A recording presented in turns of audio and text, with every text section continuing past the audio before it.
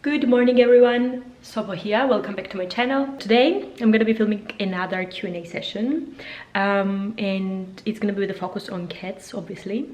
Can you see her? Because I have most of the questions about them from their cat channel, which I'm going to link here. They are the famous ones in this family. So I collected a few questions from the Instagram. A few of them I answered already thereby, but some of them I want to elaborate on here. I also have very few questions with regards to the house and my trip to Georgia. So let's get started.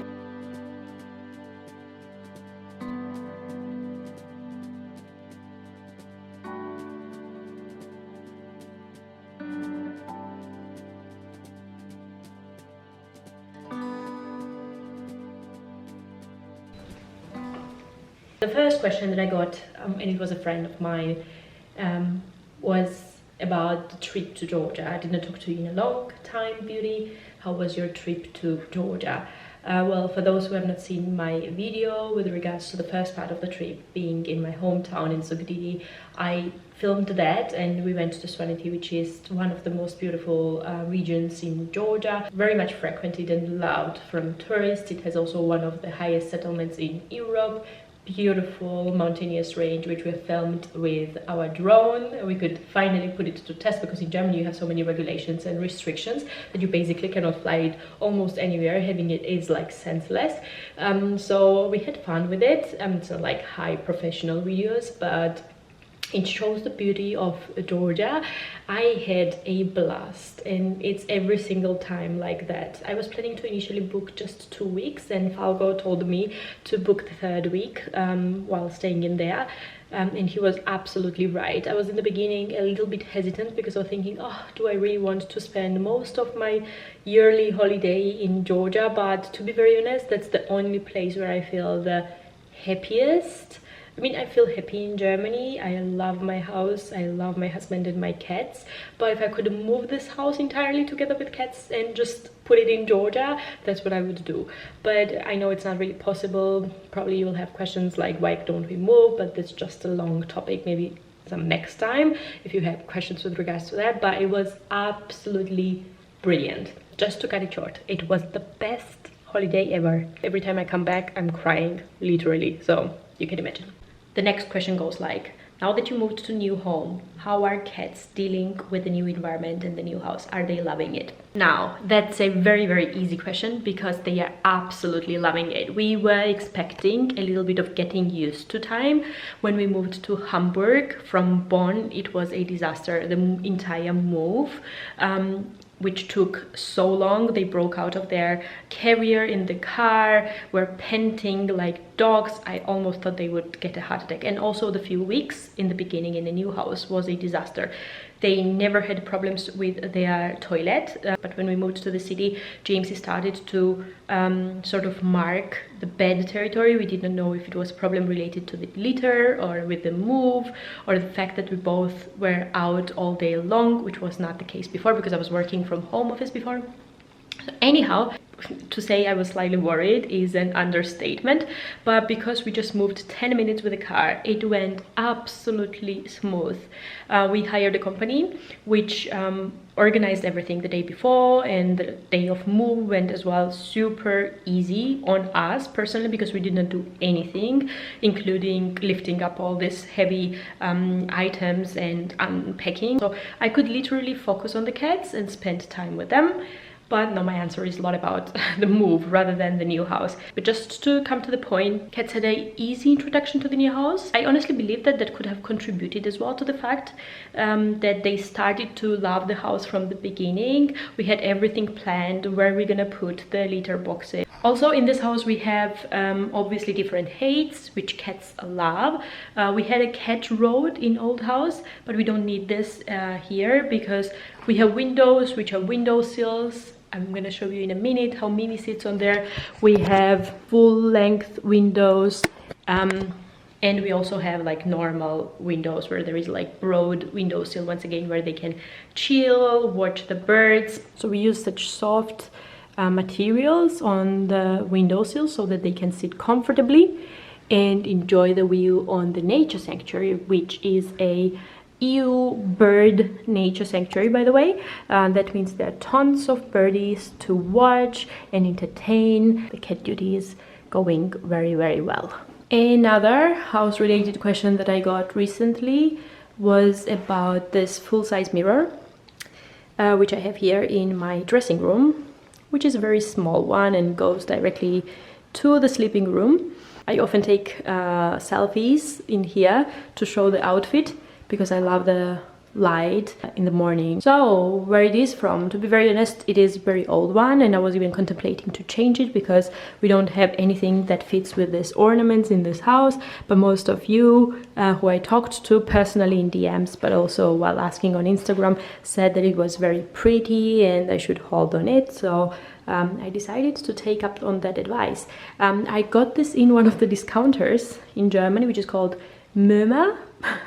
I hope I pronounce it right. I'm gonna put the screenshot of the brand on here. We just went there to buy something else, like door stoppers, I think, and I saw it randomly and I thought, oh, that's a pretty good size mirror. It is like 2 meters in height, and yeah, in width I think it's 1 meter, and fits very well in this little corner.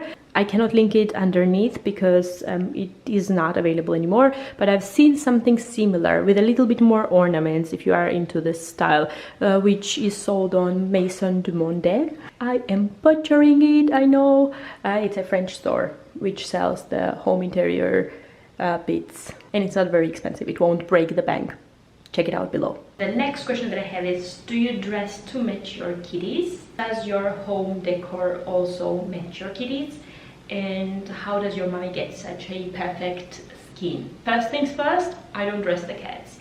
I did it once or twice and realized how much they hated it, and after reading a little bit about dressing the animals, I realized it was very selfish decision from me.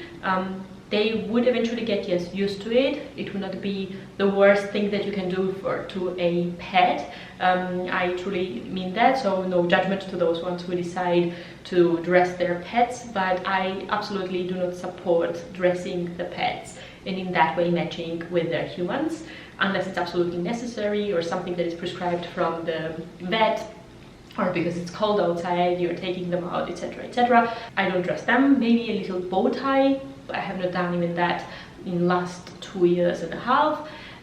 As for myself, I absolutely love sage green, and they have beautiful, beautiful green colors. You know that already. If that counts as matching with the cats in terms of like dressing up, then I do it occasionally, but not that my wardrobe is full of green colored outfits. And if I chose anything in the house to match with the kitties, here is the only wall that we have in a vivid color. We chose everything in neutrals in this house because I feel like that it's timeless and I would not get bored of it. That was my fear all the time when choosing the wall colors or any type of furniture and decor, to stay somehow in a neutral, muted tones, but not boring. And this was the only daring step that we took, and I'm absolutely happy about it. We have this beautiful dark green color. I think it was called smoked green by Farrow & Ball, and we matched it with white, which you can see in the back, and it has as well a hint of green, and it's called James White. Beautiful combination, and I cannot wait for this room to complete. We currently have the new cat bed.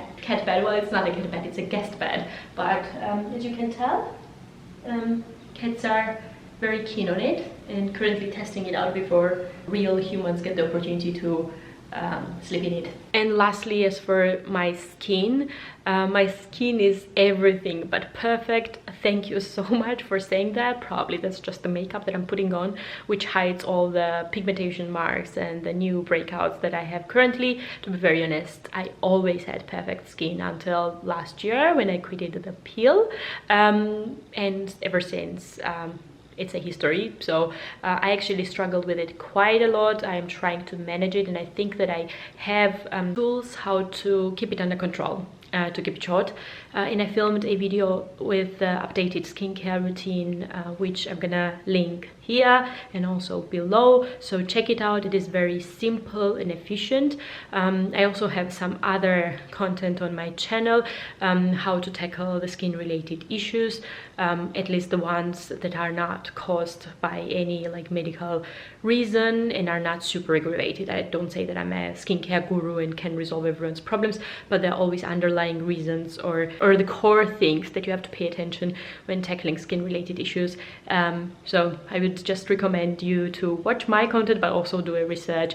There are tons of other useful information out there. But just to be very honest over here, I'm gonna show you a close-up of my skin right now, and you can definitely see that I have tons of pigmentation marks and some active acne spots, which did not even got hidden with all the makeup that I have on my face. Another cat related question that we have is, do they play bite you?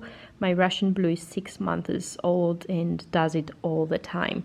I really wanted to address this one here as well, because it seems pretty frequent. It's often asked and discussed in different forums, but what I can say about the Russian Blue as a breed is that they are super gentle, family oriented, very smart cats that learn a lot from you from the day one. So obviously it depends in what environment they grew. If the cat breeder was really paying attention how to grow them up, how to socialize them with humans and other cats, you definitely notice that when purchasing a cat from a reputable breeder. When we got these two, they were already very well behaved. They were not hanging on our furniture, they were not biting us or trying to hang on our hands. Obviously it happened from time to time when playing that they scratched us, and in some cases it has been quite painful as well.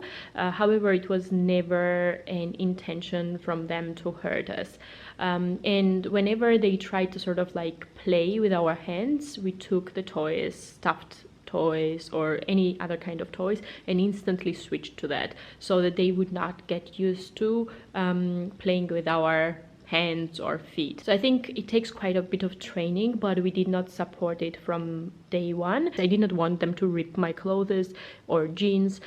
So yeah, if you don't mind that, maybe it's fine, but sometimes they don't understand then where goes the fine line between your arm, clothes and hand. So I think it's not good in any case. You just have to train them and be patient and consistent, and it definitely will go away with that. So the next question is house related, and it goes like, basically it asks if we are done with everything in the new house, and my answer is we wish. I think we are on a good way, but we are very far away from getting done with everything.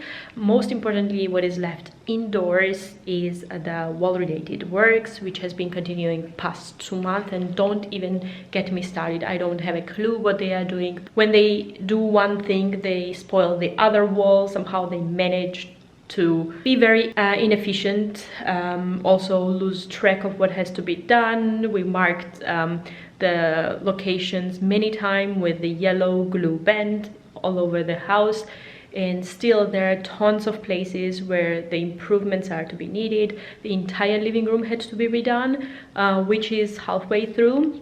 Yeah, I think I'm gonna quickly show you around a few spots while talking right now. For example, in the bathroom, we have behind the toilet seat, entire wall had to be filled, and right now they have to polish it and color it once again. There are places where the silicone has to be added in the bathroom. There are rooms where the lines between the fleece are visible, so they have to improve those spots. There is basically quite a lot to be done in terms of the color related, wall related works. We also don't have a windowsill in the guest bathroom downstairs, which makes it look literal construction site. It's not even cleaned up. It's like ruins. It looks basically like a construction site, and we cannot do anything about it.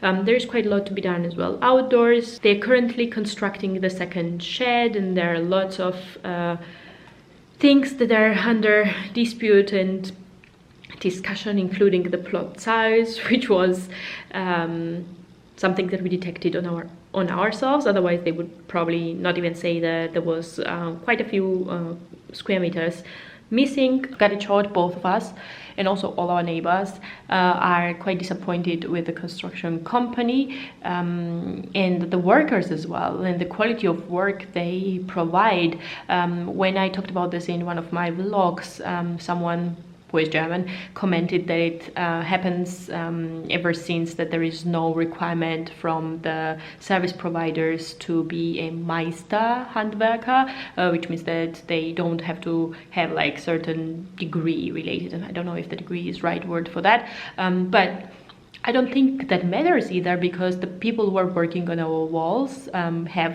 that status, but the work they are doing is definitely everything but professional. Such quality and such process I only know from Georgia, where you are waiting for your item what you paid for like 2 months long. I'm really surprised. Not even mentioning that we don't have lights, we don't have furniture. As you can tell, this room is as well under chaos. We're not using anything that stands around here. We also don't have wall lights and many other things. So this answer was super long, but I don't expect this house to be done anytime soon. Just trying to remind myself that building a home in a house is a process, that it takes time, and to enjoy it. I just cannot wait for the construction workers to be completely out of here, because that means that we don't have to constantly clean the construction materials and the dust basically every time they come and leave.